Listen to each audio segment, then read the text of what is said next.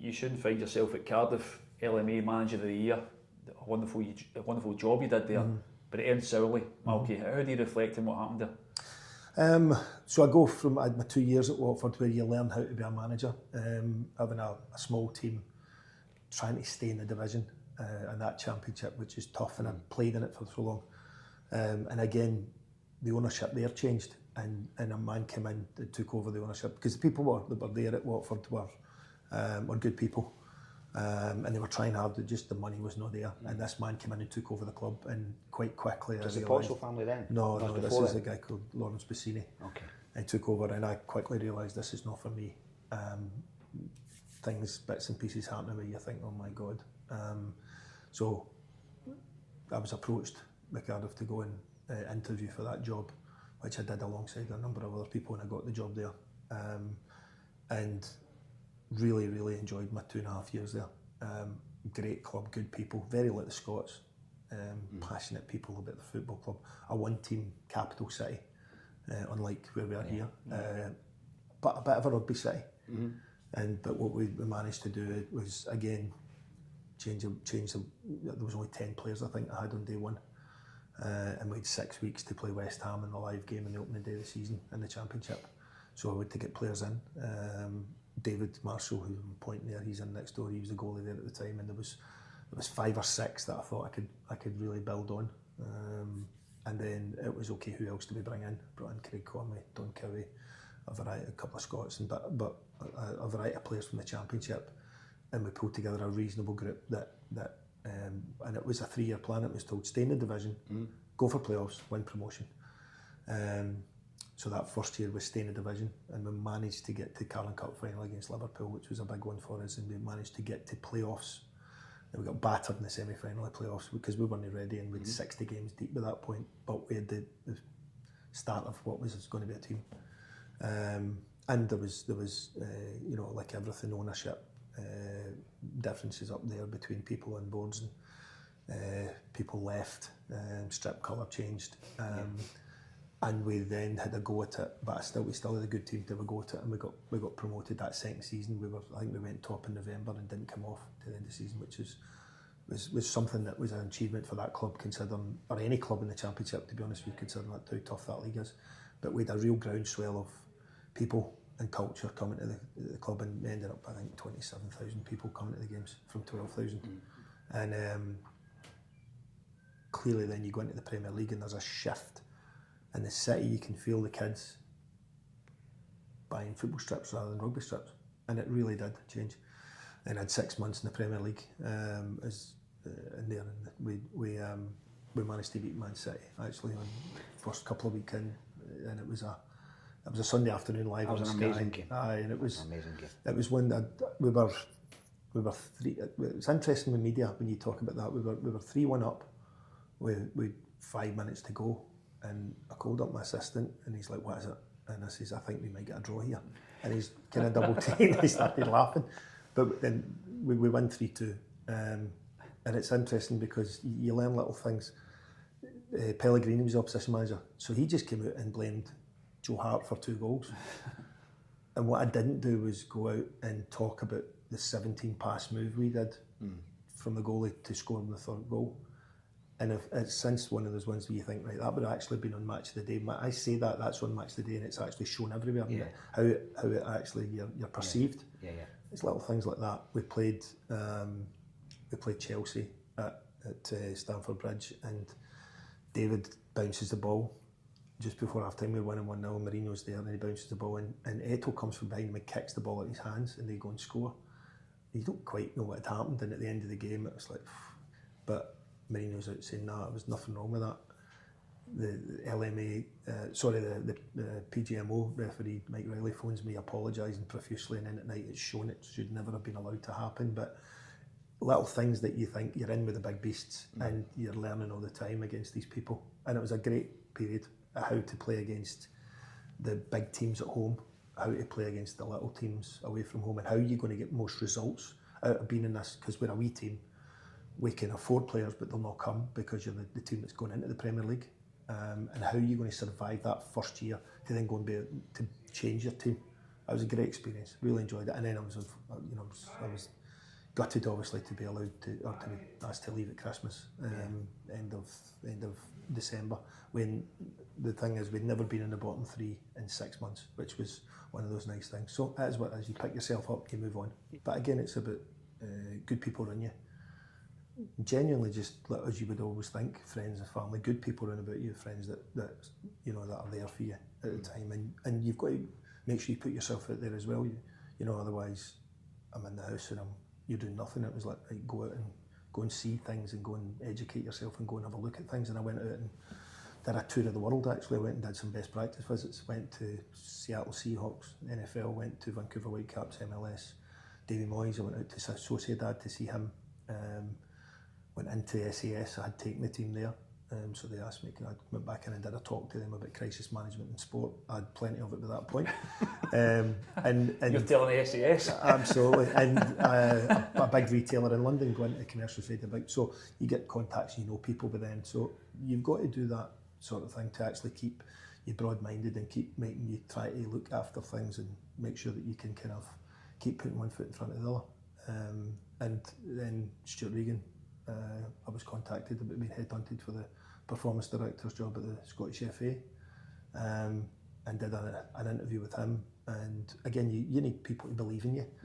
And I think all through anyone's career, if you get someone to believe in you, that they think that there's a reason why I want to buy it or bring him in here. And Stuart did that, and Roy McGregor did it afterwards. But the 4 years at the Scottish FA as performance director, again, was something I was unbelievably proud to actually go and work for the association. Really was. Step up, go up the steps of Hampden every day and actually go and work for the association and help bring through the youth. Was a great, really great job for me. But that's the thing, as Bill says there, Malky, we've spoken about your values here. That whole thing painted a picture of you which maybe would have jarred with folk that maybe know you. I mean, how do you reflect on that? Again, you can only, I always talk about, you make sure that when you walk through a door and you talk to people, take them as they are, take them what you find, and I don't see that being any different in any walk of life. People can be quick to judge or have their thoughts on people, but what can you do? You've just got to keep moving along and try to do your best for who you are at that point with the people you're with.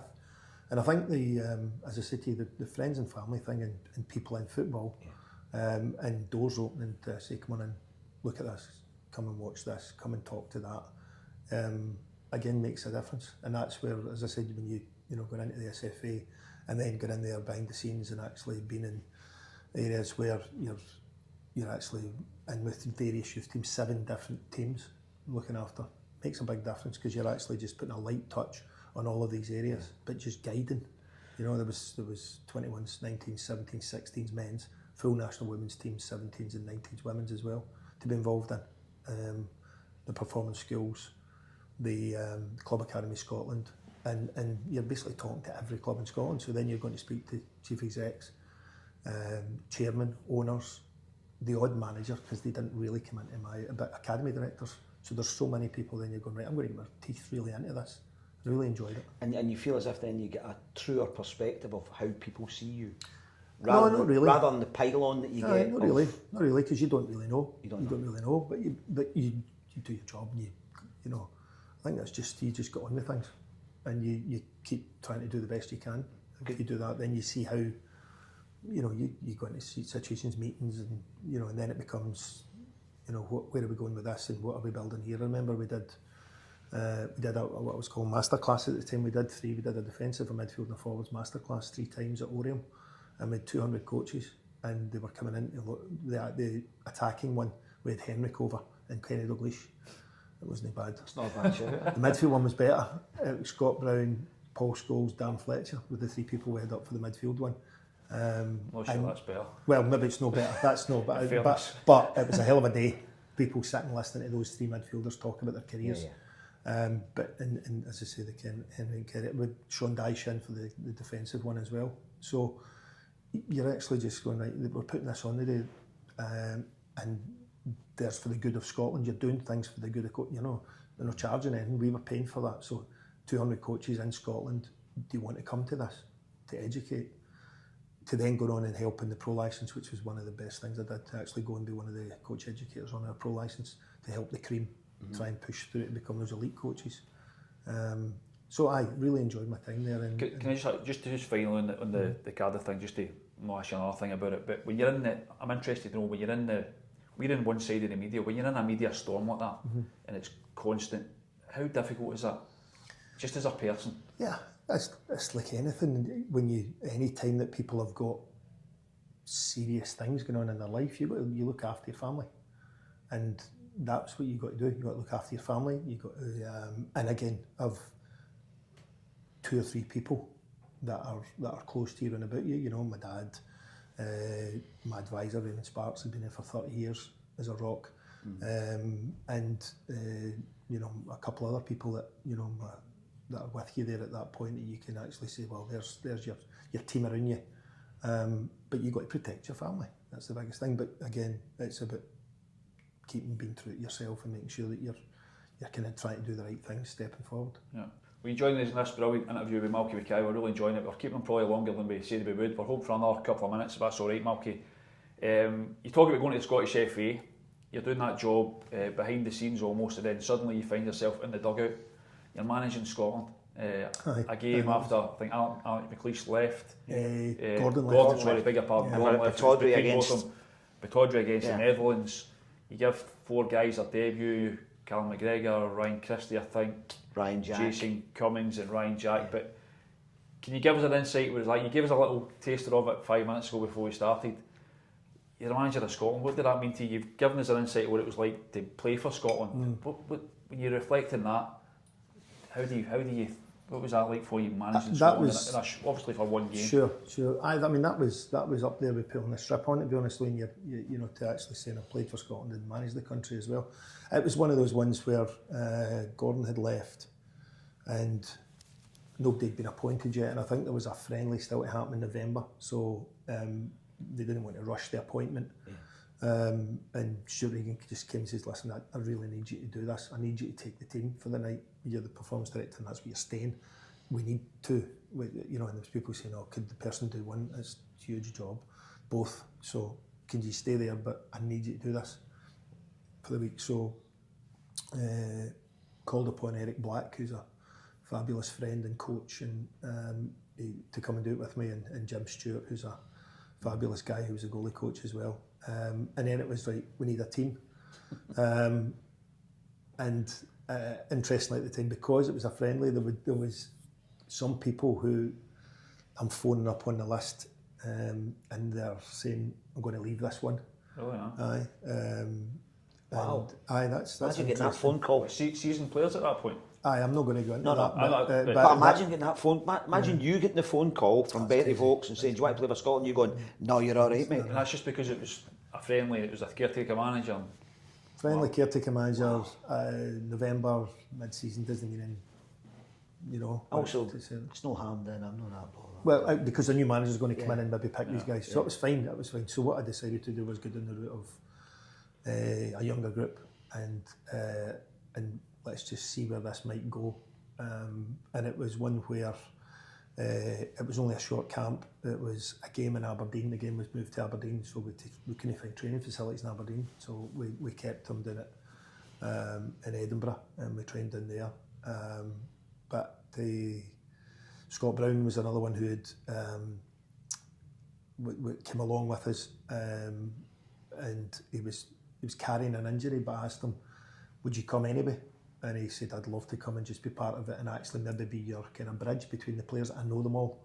And he was great. And he spent time with us, with me and Eric. And that, you know, that was a few years ago. So the young manager you're seeing now is maybe just, that was the seeds of it.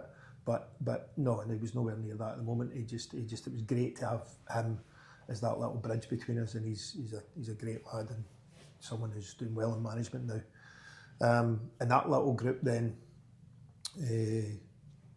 we played against the Dutch, and I asked Kieran Tierney to be captain that night, and we played him left. Again, I wanted to play the two of them, right.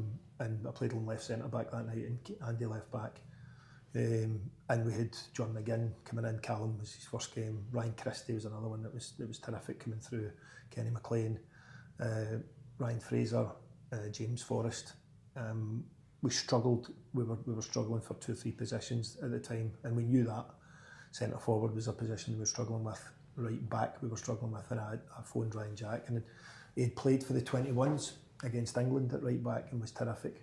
And one of the staff, Campbell Money, who well-known guy at the SFA in Scotland, said to me, Ryan Jack was terrific at right back for the 21s a few years ago. So I phoned him and I phoned Rangers to say, would you be cool with us? And both were great. So we played Ryan at right back. Initially, first 20 minutes, it was difficult because the crowd were difficult with him. They gave him a really hard time. But actually, as the game went on, he played against Memphis, and he just got better as the game went on. And the play, eventually, you could see the change, and the crowd just terrific with him. And the team did well the night. But what I said afterwards to the board, because I did the board report, was that if the next manager keeps this young group of talented players together, I think in a few years' time we'll beat mid-ranking European teams. We did have problems. We had a problem at I was saying the goalkeeper was going to be a problem position. What I didn't realise is that you know, Craig would I said we've got 3 goalkeepers now. Alan McGregor had just retired, but the other 2 were beginning to get on. Well, both of them kicked on for another 4 or 5 years, which was brilliant. But it was like, coming behind that, we're going to have an issue. And we've got a problem at centre forward. Matt Phillips played up there that night and should have scored a couple of goals. Great lad, but he's a winger. Aye. And we've got a problem at centre forward. I says the rest of the parts of the team, you've got some great young players coming through here. There's a real good group. We had tried to hunt down 2 or 3 English players. It was one of the things we did with recruitment when we went in there, was try and go and hunt down English players and get scouts into England and all over England, and we started to do it with the younger ones, and we'd kind of looked at Angus Gunn, we'd looked at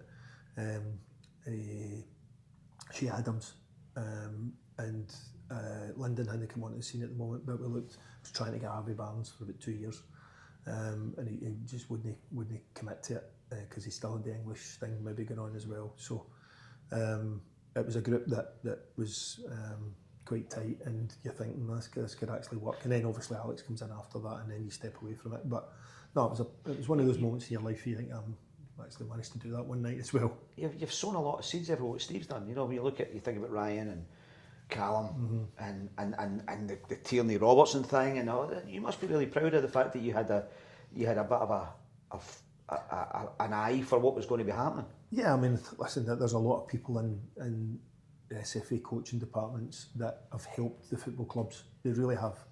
And as I say, the performance schools are a big thing for Scotland. They really are. They're something that we should be so proud of, and we should actually be putting more money into. That's another story. But, you know, the likes of the players that have come through that, and the ones that are coming through after that with Billy Gilmore's and Lewis Ferguson's and Aaron Hickey's and a variety of others now that have come through from those younger age groups. There's some good coaches that are helping there to help Scottish football. They're not there to hinder, they're there to actually add to the club coaches that are doing well for these youngsters. But we have to keep investing in it. If we don't invest in it, it will stop. Pipelines stop. And if we don't keep investing in that elite youth talent, then we'll have a problem. We will. It'll be 5 years down the line, but it will come. You mentioned though the kind of challenges you had. You told us a wee funny story. Can you tell us that about the challenge you had with getting the training? I was just again we had. It's a great story. We were up at Heriot Watt University at Oriam, and that's where the team were training. But it cramped for space a little bit, and we thought we would do the extra kind of set play work on the big inside indoor dome. We did the football in the grass outside, and it was like, we'll go in there and we'll walk through the set plays before we have to finish here and get away. And I was kind of just starting talking through some of this, what they're coming in for corners from here. Everyone's set up there. You just hear something, and I'm thinking, what's going on here? And I looked around, the curtain was coming down behind me, and it was we had finished Hoilett. Hoilett was off, and Frisbee was coming on next, and I'm thinking, this is where we're at here. Just as well the curtain didn't come down in front of me, that would have been perfect. That would have been it. Brilliant story. I mean, you're now, as we take full circle, you're here at Hibs, Malky. It seems as though your management days are over. I don't know if you would agree with that, or you think that's gone for you now, management? Yeah, I mean, you seem to be enjoying this job. I was going to say to you. Yeah, very much so. I had 2.5 fabulous years at Ross County. When I'd finished at the SFA, Roy McGregor had given me a call, and it was the third time he had phoned me in 10, 12 years. And he's a persuasive man, but a terrific man. And persistent. Aye, he's a pit bull. And I went up, and it meant leaving the family again and got up living in Inverness. But he asked me to just bring the performance department up to Ross County, and he would allow myself and Stephen Ferguson to go and run the whole football club. And honestly, I went up there, and it's one of the happiest parts of my whole career. Great people. Always going to be a challenge with the budget to try and stay in the division, but we managed to pull a group together, pull a staff together. Don Cow was with me there, but the staff there was incredible. Fiona McBean, the club secretary that runs everything, and working, having a cup of tea and a biscuit with Roy once a week, where he just wanders off into every different area of his life, and listen to him and sit and listen to a very successful businessman talk about his life, and we've got a really good relationship. And managed the first year, we managed to do top 6, which was something that Ross County hadn't done in a division of that strength, I think, for a long time. But good people and a good time there, and obviously that I think ended up. I think it was quite a fairly long time in the 2.5 years. I think the Premier League as a manager now is not bad. Not bad at all. But you seem to be, we're coming here and we've been given a tour around this brilliant training ground, which is going to get better by the sounds of it. There's real plans for an outdoor or indoor pitch, more space. It seems to be an exciting time for Hibs right now. On the verge, it was place in the division. It was an exciting time. It seems to be here. Yeah, and it was I'd been out for 6 months. I'd actually gone and watched 6 months of the Lowland League. My boys started playing for Berwick Rangers, so I had 6 months of getting the hoodie on and my jacket on and going and watching the Lowland League for 6 months, which was terrific actually. Really good people at Berwick. And then I got a phone call out the blue from Ben Kensel, the chief exec here, and asked to speak to me, and then the ownership, the family wanted to speak to me, and it was within a week they were pushing really hard for me to come in, not as the manager, but please come in as the sporting director and come and here's our vision, come and be part of it. So again, I always bring it back to who you work for, and I tell any young manager, forget the badge, try and forget what the contract looks like, which is not easy, but forget the badge, but go and look, who is it you're working for? Because you can be in and out of a job like that, and you see that, you've just brought up Watford. Yeah. Every manager goes in there, you're lasting 10 minutes. Yeah. Tom Cleverley's a fabulous young guy. I bought him. We signed him on loan from Man United at Watford, back there as manager. I was on hiding. But not given a chance. Not given a chance, and it goes back to who you work for and the people that you're working for. And fortunately, at the moment, I've got the Gordon family are a terrific family to work for. Kit Gordon flew over from Washington to do the interview. Ian Gordon flew in from Charleston to do the interview, and they couldn't have been more positive concerning what they would like us to do here and tweak and change and move forward. 4 managers in 4 years is not easy. A very imbalanced, bloated squad, which is not,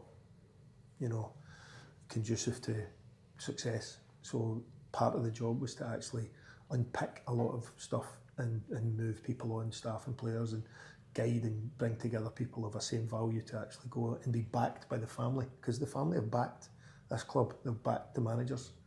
You look at the stadium, the investment in the stadium, the investment here, there's and I look at it and you think, always playing against Hibs, big club. You go to the stadium and you wonder on any given day you could really be turned over, but on any given day there was a wee bit of a soft underbelly as well, and it was like, no, we need to change that.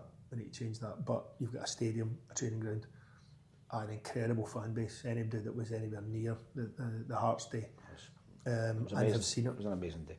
And our crowd, our fans are desperate for a little bit. They just need a little bit of success. They don't need. What would you? The Hibs fans watching this, Malky, excited about what's coming, but it's like fans in the summer. They want to see signings. Can you give them a wee bit of news on what might be happening here in the summer? Have you got plans in place to getting guys in? What should you expect? It's funny because you saying that there. We had 55 transactions last summer. It was terrible. Should never have been at that amount of transactions. I'm talking about players in, players out, loans in, loans out, and kids being signed, kids leaving. That's incredible. And what we've got to do is bring that right down. Interestingly, one of the biggest things in January was the best thing we did was to let 5 members of the playing squad go. People talk about who you're bringing in. The biggest thing we did in January was let players go that didn't quite want to be here. Maybe some that were bringing the place down a little bit, negativity. The best thing we did was that, and it brought the squad closer together. Everybody that was in the first team squad wanted to be here. And now going forward, it's about tweaking. It's about trying to, we've re-signed 4 or 5 in the last 3 months because I want to try and keep this group together as much as possible. And then after that, it'll be about adding diamonds and bringing people in and that generally you would look at them and say, I can see why he's here. Because certainly in the past, there's been some that's like, I don't know why he's here for that length of time on that contract. So we've got a recruitment team that again is reasonably new and is working closely with myself, the head coach, and the Black Knights football group, so that there's a structure and a process. It's well worn, and it's something that I had at Cardiff. It's something we had at the Scottish FA, and most English Premier Leagues have got. The teams have got structure and a process to it. You start with your data. You start there, but you go towards video, people watching, scouts watching that, and you end up with people live eyes on people, and then 3 or 4, possibles before the head coach and myself and a couple others get involved. But what you've got to do is make sure that over the piece you try and get 7 out of 10 right. That's a kind of mark in the ballpark. You really don't want 3 out of 10 right. And you're hoping to maybe re-sign some guys that are already here. Is that something? Yeah, well, we've done that. We've Chris Cadden's re-signed, Jordan Smith, the goalkeeper's re-signed, Lewis Miller's extension's re-signed as well. Jack Iredale has just signed an extension as well. We've got another couple we still need to deal with in the summer, but invariably there's not a lot of business left in terms of re-signing what's here. There's a couple, but what they then want to go doing is go and cherry pick and not panic buy and not bring in 10 players here from randomly from all over that you're thinking, what is that? Where did that come from? Because invariably that's what leads to inconsistency. What we've got to try and do now is try and back up the consistency of trying to be in that top area of Scottish football. We've got to try and win a cup. We've got to try and get to Europe. That's still there for us at the moment. We're in, it's a hell of a last 10 days. We've got our youth team. Our youth team beat Rangers 3-0 2 days ago, and that puts them at the top of the youth league, which would possibly take us into European football in the next week if that might happen. Women's team as well, I think. The women's team beat Hearts 3-1 at the weekend, and they are now in a 3-horse race for 2 positions to Europe. And our men's team are in a situation where there might be European football. So you have three levels of the club all in Europe? Possibly in this final week, but the chance to go into Europe, I'm not sure. I think Celtic have done it. I'm not sure if anyone else has done it. This club has certainly never done it before. Can I ask about, you talk about recruitment and getting it right in the analysis and all that, but one of the things that must really help you and your recruitment people is when you have a head coach like David who's able to take players that people had given up on and improve them the way he has this season. And everybody can name Rocky Bashiri, Triantis, Josh Campbell, players who we would say, I'm not sure about, and he's got such a tune out. He's got Jordan Smith in goals, hadn't played for 2 years. And it's actually what a coach's fundamental job is.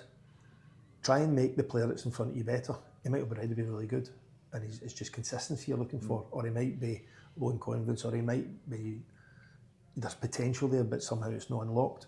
A coach's job is to actually make players better. We've got a coach here who absolutely has got that. That's his background. That's his whole manner about him and the way he goes about. He's got a good manner about talking to them, pulling them for 5 minutes. His staff, the way that he works with his staff. That's what I was saying earlier on concerning you're looking at this while times were dark, and you're thinking, no, this isn't broken. This really isn't broken. I can still see him. The players are looking at him in the eye and thinking, I can see them nodding, and I can see them then going out and working, and you're going, training's of good quality. The games are, there's like a massive individual howlers happening in games, you know. I remember we were up at Dundee, and it's the Saturday night game. They put it on at 6:30 on Saturday night. It was no a great night, let's just say that, in Dundee, dark and wet and misty. And we play for 50 minutes and we score and we're looking really good. And then Jordan Abita nearly breaks the guy's ankle on the halfway line and off. You know, and that's just a mistake. Jordan was a player of the year last year, and when he's come back in, he's nearly been player of the year when he's come back in again. So it's like, and that just turned into a horror show. So yeah, we've got our head coach wants to work with the players we've got and make sure that we get. People have to put themselves out there though, and the ones that have left for a variety of reasons, invariably they don't want to give all. And if you get that and you see that, they need to go. And some it's just they're not quite at the level, that's okay. But others, attitude. It's attitude. It's about not working as hard. It's not. Team sport is about being selfless. And any time that you talked earlier on about those 3 promotions, any Celtic win, whatever it may be, my team's at Cardiff, Ross County get top 6. That individual year, if you actually look back on your whole career, those individual years, groups come together that are selfless, and the staff and the players, I mean the staff as well, staff and players are pushing in one direction, and there's not selfish people. There are plenty of other years in my career where there's selfish people in dressing rooms, and that does not work unless they are so much better than everyone else. That very rarely happens. And the more selfless people we've got in here, the better you are. The two of the best people in this football club is Dwight Gayle and Junior Hoilett. They are 2 old men. They're older than me, and when I watch them walk by that door, sometimes it's painful watching them just walk. Dwight can run better than he walks, but the 2 guys are 2 of the best people in this football club. You can see why they both had top careers. We could never have got them when they were at their peak, but you can see why they are where they are, and the work we did in them, but the people was part of the reason we brought them in at their age, because they're not going to give us anything materialistic, financial value for them, but what they do, they give it on the pitch, but more so they give it in here, and they look after the younger ones. They're picking up things that are just by the way that they are, and character and personality in both staff and players is everything for success. Malky, absolutely fantastic. We're delighted to say it was a fantastic interview. Thanks very much for having us here with us. Brilliant welcome here, Bill. Adam sorted us out royally. We get cakes, we've got coffee, we got a great chat. We took Malky far longer than we thought we would do. Please like and subscribe if you can to the video below. It helps us a lot just to let us know in the comment section below as well what you think about this chat with Malky. Malky, thanks very much. It's been a pleasure. Thanks very much, Will. Thank you so much, Malky. Thanks a lot. Thanks, guys.